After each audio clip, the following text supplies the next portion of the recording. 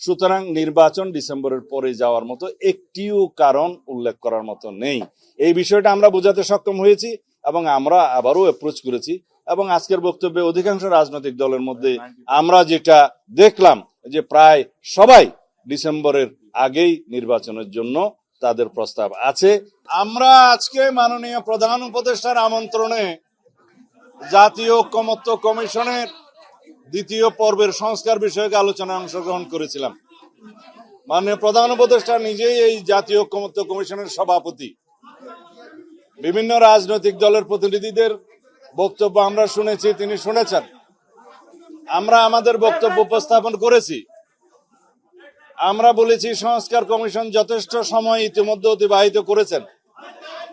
আমরা বিস্তারিতভাবে আগেও সংস্কার কমিশনের আলাপ আলোচনায় আন্তরিকতার সাথে অংশগ্রহণ করেছি এবং সংস্কার কমিশনের রিপোর্ট প্রণয়নের আগেও আমরা সংস্কার কমিশনগুলোতে আমাদের দলের পক্ষ থেকে আমরা আমাদের মতামত দিয়েছিলাম এবং সেই মতামতের ভিত্তিতে অন্যান্য দলের মতামতের ভিত্তিতে সংস্কার কমিশনগুলো রিপোর্ট প্রণয়ন করেছিল। আপনারা জানেন সেই রিপোর্ট, বিস্তারিত রিপোর্ট আমরা আমাদের দলে আলোচনা করেছি এবং ইতিমধ্যে একটি সংক্ষিপ্ত স্প্রেডশিটের মাধ্যমে ওনারা 166টি দাবি প্রস্তাব আমাদের কাছে দিয়েছিলেন। তার উপরে আমরা কোনো মনোযোগ দেইনি, বিকজ এটা অনেকটা বিভ্রান্তিমূলক ছিল।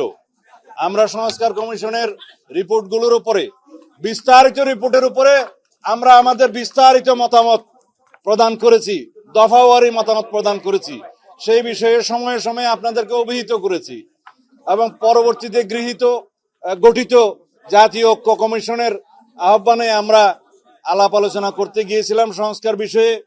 অনবরত 3 দিন আমরা সংস্কার কমিশনের সাথে বৈঠক করেছি, অন্যান্য দলের সাথেও তারা বৈঠক করেছেন এবং আমাদের মতামত, বিস্তারিত মতামত লিখিতভাবে আমরা দিয়েছি। আলাপ আলোচনার মধ্য দিয়ে আমরা অনেকগুলো বিষয়ে একমত হতে সক্ষম হয়েছি। কিছু কিছু বিষয়ে লিখিত রিপোর্টে আমরা দ্বিমত থাকলেও আলাপ আলোচনার মধ্য দিয়ে কোথাও কোথাও নীতিগতভাবে একমত, কোথাও কোথাও আংশিকভাবে একমত এবং কোথাও কোথাও পূর্ণাঙ্গ একমত হতে পেরেছি। আমাদের আলাপ আলোচনার মধ্য দিয়ে বিভিন্ন বিষয়ে অত্যন্ত গুরুত্বপূর্ণ ইস্যুগুলোতে আমরা প্রায় কাছাকাছি আসতে সক্ষম হয়েছি।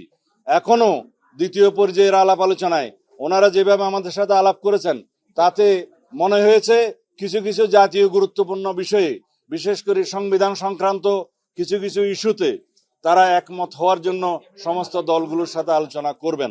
হয়তোবা আমরা জাতীয়ভাবে সব বিষয়ে একমত পোষণ করতে পারবো না, এটাই হচ্ছে বিউটি অফ দ্য ডেমোক্রেসি।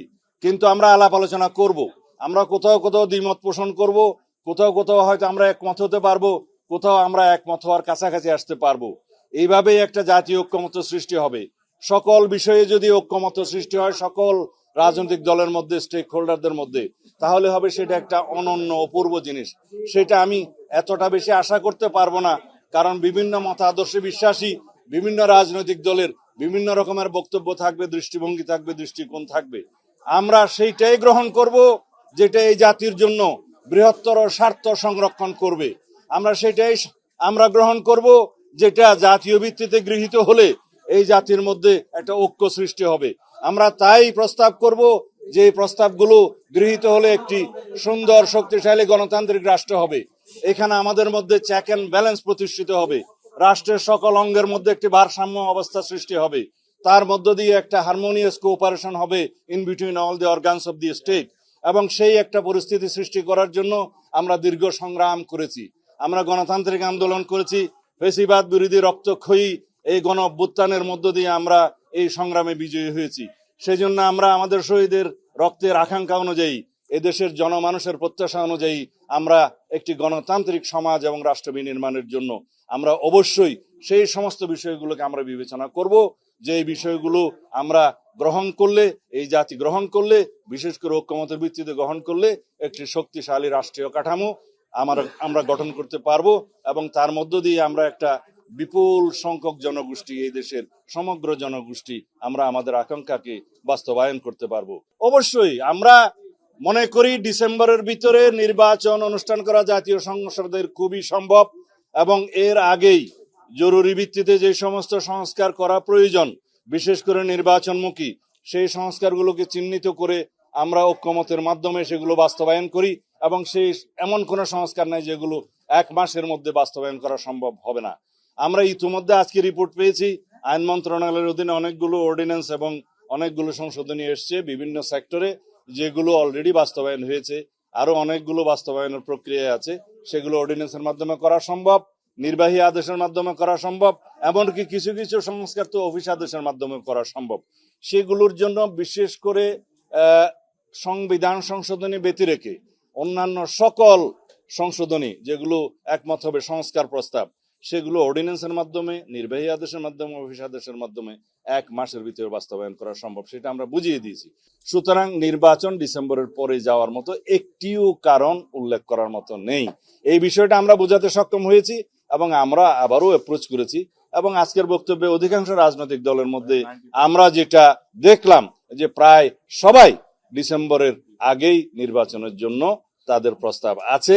এখন মাননীয় প্রধান উপদেষ্টা সেটা বিবেচনা করবেন, সেটা আমরা আশা করি এবং আমরা মনে করি তিনি জাতীয় ঐক্যের প্রতীক হিসাবে নিরপেক্ষভাবে সেই ভূমিকা পালন করবেন, কারো প্রতি রাগ অনুরাগ বিরাগ প্রদর্শন করবেন না এবং উপদেষ্টা মন্ডলীটাকে নিরপেক্ষভাবে আবার যেন উনি ঢেলে সাজান সেই প্রস্তাবও আমরা অন্য সময় রেখেছি। আজকে আমাদের বক্তব্য যেহেতু অন্য বিষয় ছিল, সেই বিষয়টা আমি এখানে আজকে তুলি নেই।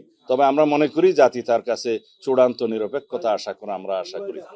সংবিধান সংক্রান্ত সংশোধনের যে সমস্ত প্রস্তাব বিভিন্ন দল দিয়েছে, আমাদের সাথে আলোচনা হয়েছে, সেটা তো আগামী 1 মাসের মধ্যে ওনারা যেভাবে আন্তরিকতা দেখাচ্ছেন সেই একটা সনদে আসা সম্ভব, ঐক্যমত আসা সম্ভব।